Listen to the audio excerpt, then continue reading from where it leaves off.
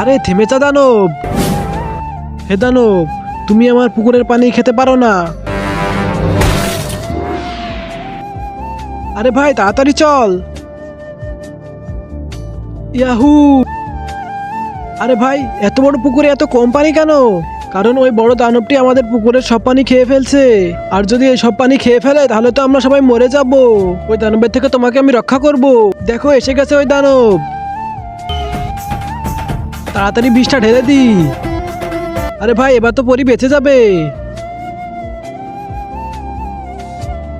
আরে আরে এটা কি হচ্ছে আমার সাথে? আমি তো মরে গেলাম। আজকে দেখবো কে শয়তানকে হারিয়ে মাকে জিতিয়ে দেয়। মাকে ভালোবাসলে ভিডিওতে লাইক করে চ্যানেলটি সাবস্ক্রাইব করে দিও। আর শয়তানকে ভালোবাসলে কিছুই করা লাগবে না।